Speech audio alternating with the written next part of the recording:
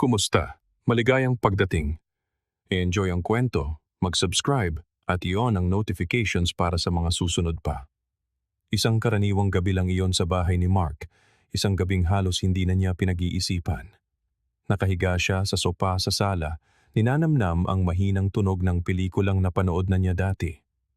Ito ang kanyang ritual tuwing Martes, isang sandali ng pamamahinga habang wala ang kanyang asawang si Lisa. Mula nang magsimula ito sa kanyang Spanish classes, naging mas tahimik ang mga gabi. At sa isang banda, nagpapasalamat pa nga siya sa pagkakaroon ng espasyo para mag-isip. Ngunit may kakaibang nangyari ng gabing iyon. Tumunog ang telepono at ang tunog nito ay pumunit sa nakasanayang katahimikan. Kumunot ang noo ni Mark, bahagyang nagulat. Hindi karaniwang may tumatawag sa ganoong oras. Nang kunin niya ang kanyang cellphone, pangalan ni Ethan ang lumitaw sa screen. Si Ethan ang kanyang matalik na kaibigan, ang tipo ng taong laging may nakakatawang kwento o handang biro. Sinagot ni Mark ang tawag sa isang relax na tono. Inaasahan ang isang bagay na magaan para basagin ang katahimikan. Mark, iba ang boses ni Ethan. Hindi ito ang karaniwan niyang masiglang tono, kundi puno ng pag-aalinlangan. Agad na naramdaman ni Mark na may mali. "Uy, Ethan, anong meron? Okay ka lang?" tanong niya habang umuupo sa sopa. Sumunod ang isang hindi komportableng katahimikan. "Tol, hindi ko alam kung paano to sasabihin. Kakaiba, pero sa tingin ko nakita ko si Lisa. Nasa isang lugar ako at hindi ito ang lugar na inaasahan mong makikita siya." Huminto si Ethan sandali, na para bang maingat na pinipili ang kanyang mga salita. Naramdaman ni Mark ang paninikip ng kanyang tiyan. "Anong pinagsasabi mo? Anong lugar yan?" "Mark, nasa isang swingers house ako." Mabilis at diretsahan ang pagkakasabi ng pangungusap na para bang mas hindi masasaktan kung sasabihin niya ito ng isang bagsakan. "At isinusumpa ko, nakita ko si Lisa dito. Kasama niya ang dalawang lalaki. Tumatawa, nakikipaglandian." Tila huminto ang mundo ni Mark. Kumurap siya, nalilito, sinusubukang iproseso ang mga salita. Walang katuturan. Si Lisa, ang kanyang asawa sa loob ng halos 10 taon, ay imposible namang mapunta sa lugar na iyon. Nasa klase siya, gaya ng dati. Sinubukan niyang sumagot, ngunit walang salitang lumabas.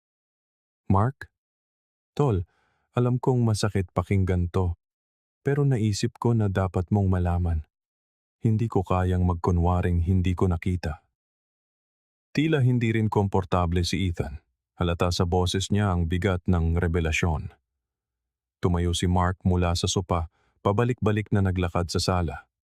Nag-uumpugan sa isip niya ang galit, pagdududa at takot. Isang bahagi niya ang gustong ibaba ang telepono at kalimutan na lang ang lahat.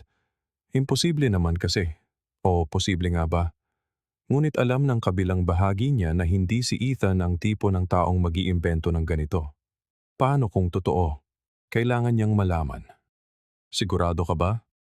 Halos pabulong ang boses ni Mark na para bang ang paglakas nito ay gagawing mas totoo ang lahat. "Sa kasamaang palad, oo. Nakita ko ang mukha niya. Hindi ako tatawag kung hindi ako sigurado." Tila halos kasing gulo ni Mark ang isip ni Ethan.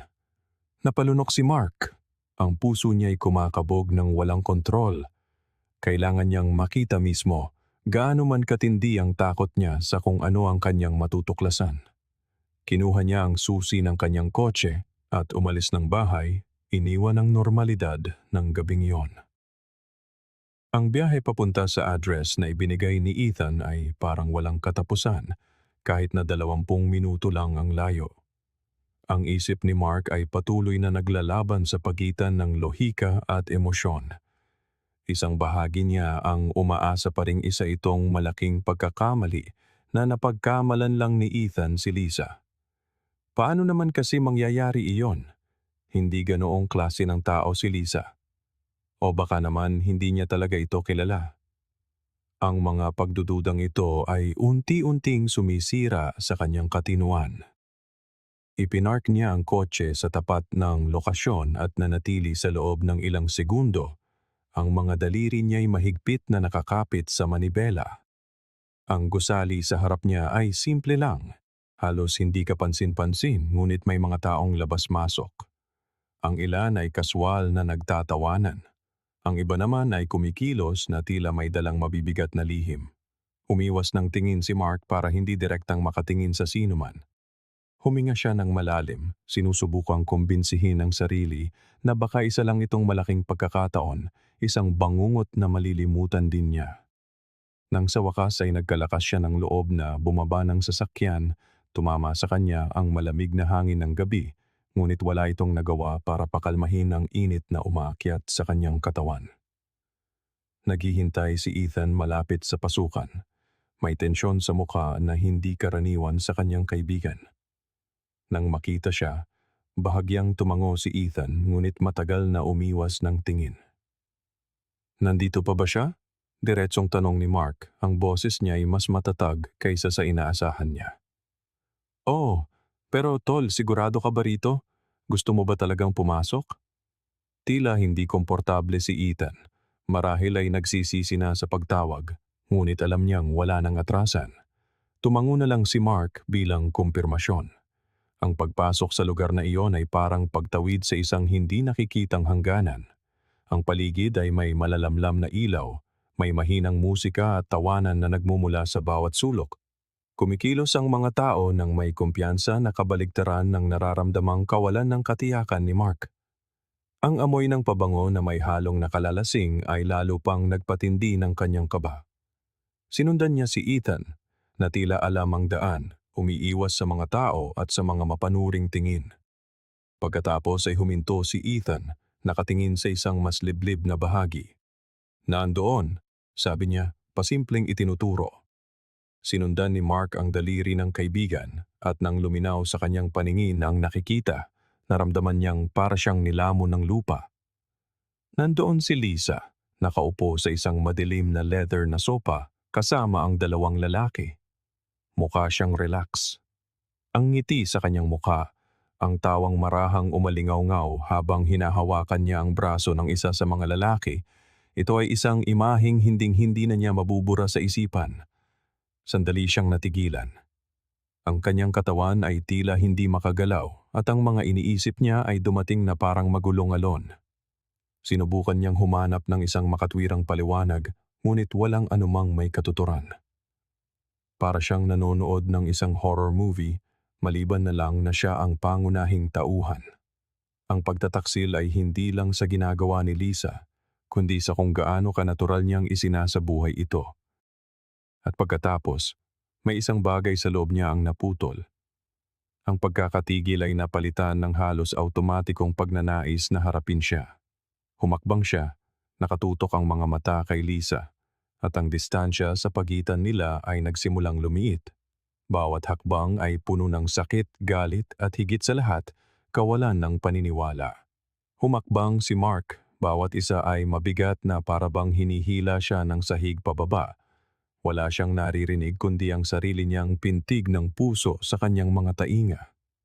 Nang sa wakas ay malapit na siya, huminto siya sa harap ng sopa kung saan malayang tumatawa si Lisa. Ang makita siyang ganoon kakomportable sa lugar na iyon kasama ang mga lalaking iyon ay isang dagok na hindi niya kayang tanggapin. Lisa? Nanginginig ang boses niya, halos isang bulong, ngunit sapat na malakas para marinig sa ingay ng paligid. Dahan-dahan niyang ibinaling ang muka at nagtama ang kanilang mga mata. Sa isang saglit, may nakita siyang tila pagkabigla, ngunit mabilis itong napalitan ng isang malamig na ekspresyon na parabang kinakalkula niya kung ano ang sasabihin. "Mark, anong ginagawa mo rito?" tanong niya. Ngunit ang boses niya ay hindi tunog ng isang taong nahuli sa akto. May bahid ng hamon sa kanyang tono na para bang gusto niyang baligtarin ang sitwasyon bago pa man siya makakilos. Naging tensyonado ang dalawang lalaki sa tabi niya, nagpalitan ng mabilis na tingin. Ang isa sa kanila, mas bata, ay sumubok na mamagitan. Tol, sa tingin ko naliligaw ka. Pag-usapan natin to ng mahinahon. Ngunit hindi siya pinansin ni Mark. Tinanong kita kung anong nangyayari rito. Sa pagkakataong ito, mas matigas ang kanyang boses, halos nananaksak. Tinitigan niya si Lisa ng diretsyo, naghahanap ng paliwanag, isang bagay na gagawing hindi gaanong kabaliwan ng lahat ng ito. Ngunit napabuntong hininga lang si Lisa, inayos ang kanyang postura na parabang napipilitang harapin ang isang abala. Mark, huwag kang gumawa ng eksena. Nagsasaya lang ako. Isang bagay na malinaw na hindi mo kailanman naintindihan. Ang mga salita niya ay binitiwan na may halos malupit na kalmado at naramdaman ni Mark na bawat pantig ay isang saksak sa kanyang dignidad. Sandali siyang natulala, sinusubukang iproseso ang kanyang sinabi. Nagsasaya? Yan ba ang tawag mo sa pagtataksil sa pamilya mo, sa tahanan mo? Saya? Ang kanyang boses ay puno ng sakit, ngunit may bago ring umuusbong, isang lumalaking galit.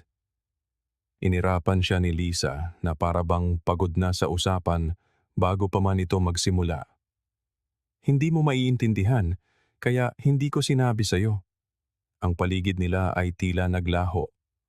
Wala nang pakialam si Mark sa mga mausisang tingin ng mga tao o sa mga bulungan na hindi maiiwasang magsimula.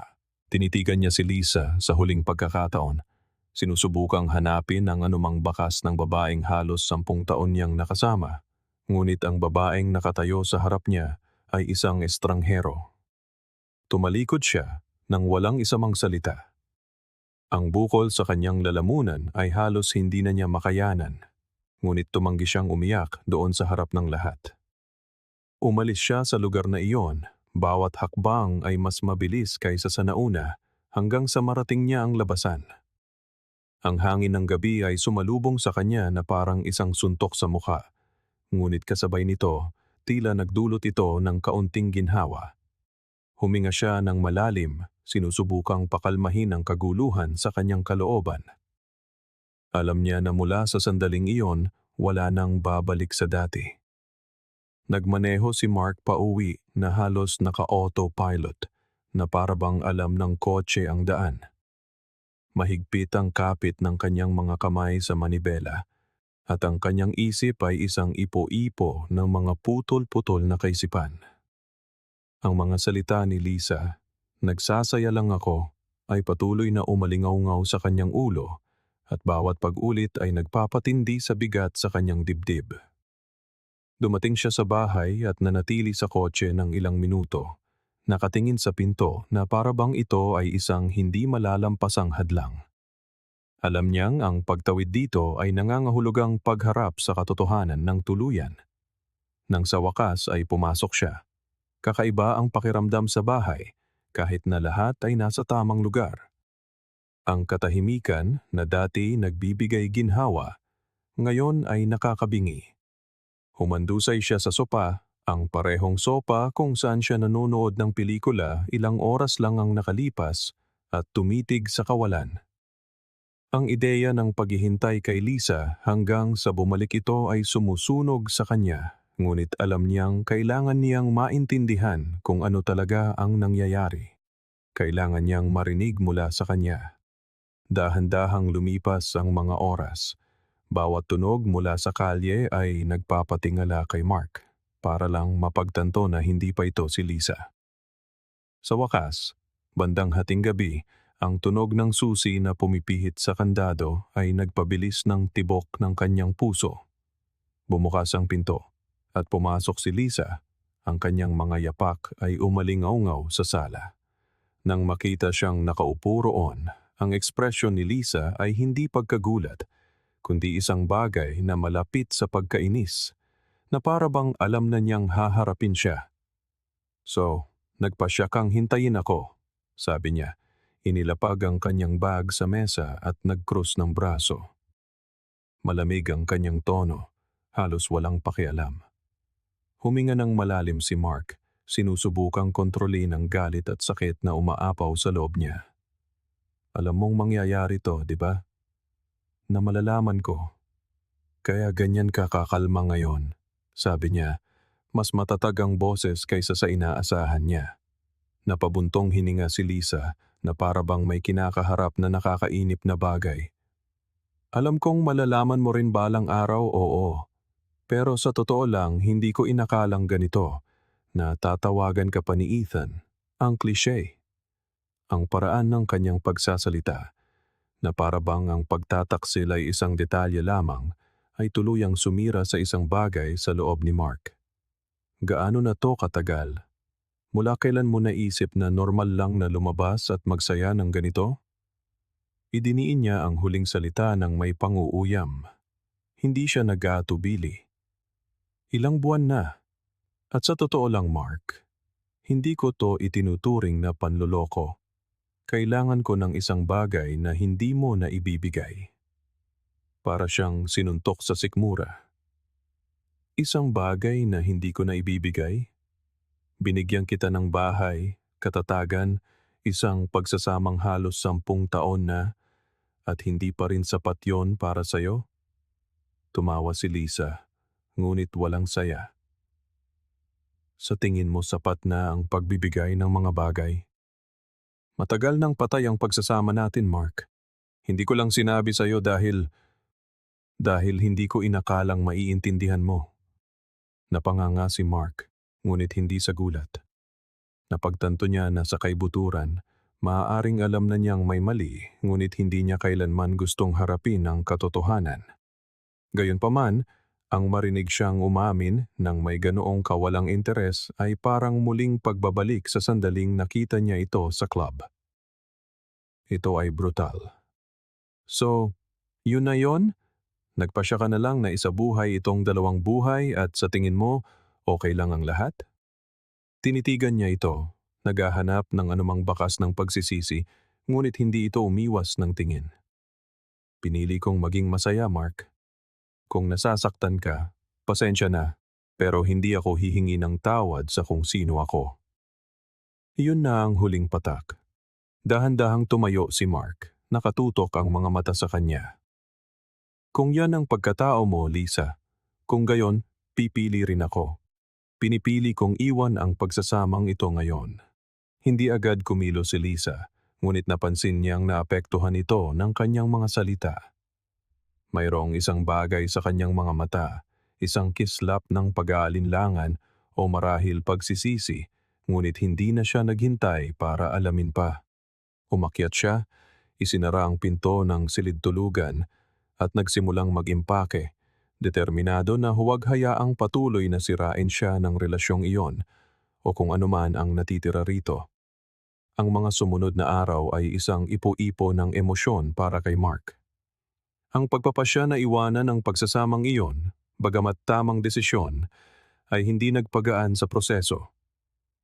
Bawat sulok ng bahay ay tila may kwento mula sa isang panahong napakalayo na ngayon, na parang pag-aari ng ibang tao. Ang mesa kung saan sila kumakain, ang sopa na kanilang pinagsasaluhan tuwing malamig na gabi, maging ang mga litratong nakatago sa mga drawer. Lahat ay may bigat na hindi niya alam kung paano haharapin. Nagsimula agad ang proseso ng diborsyo, mas mabilis kaysa sa kanyang inaasahan. Sa kanyang pagkagulat, tila halos walang pakialam si Lisa na parabang ang paghihiwalay ay isang pormalidad lamang. Hindi man lang siya sumubok na makipagtalo o humingi ng isa pang pagkakataon na sa isang banda ay lalo lang nagpatibay sa kanyang desisyon.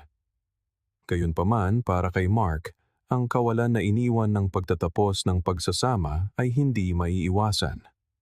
Nakita niya ang sarili na kino-question ang kanyang pagkatao, iniisip kung sino siya nang wala si Lisa, nang wala ang pagsasamang pinaghirapan niyang buuin.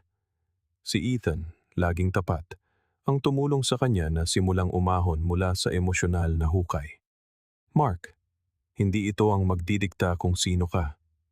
Ang paraan kung paano mo ito haharapin ang mahalaga. Higit ka pa sa isang asawang pinagtaksilan. Maniwala ka sa akin. Hindi binura ng mga salita ni Ethan ang sakit, ngunit nagtanim ito ng butil ng lakas na hindi niya alam na mayroon siya. Sinimulan ni Mark na buuin muli ang kanyang routine, paisa-isa.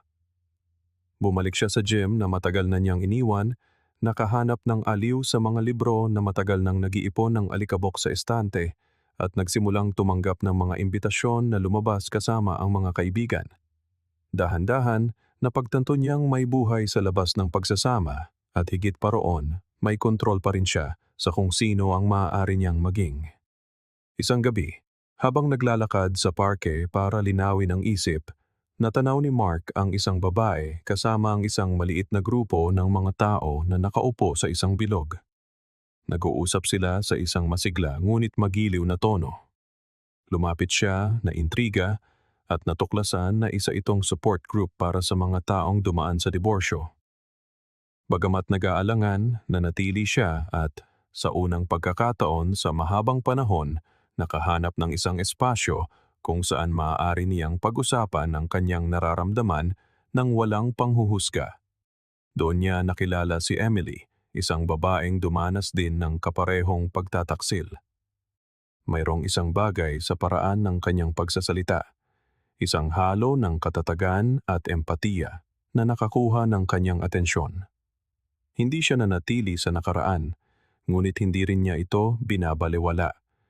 Ginamit niya ang kanyang mga sugat bilang panggatong para maging mas malakas, mas malaya.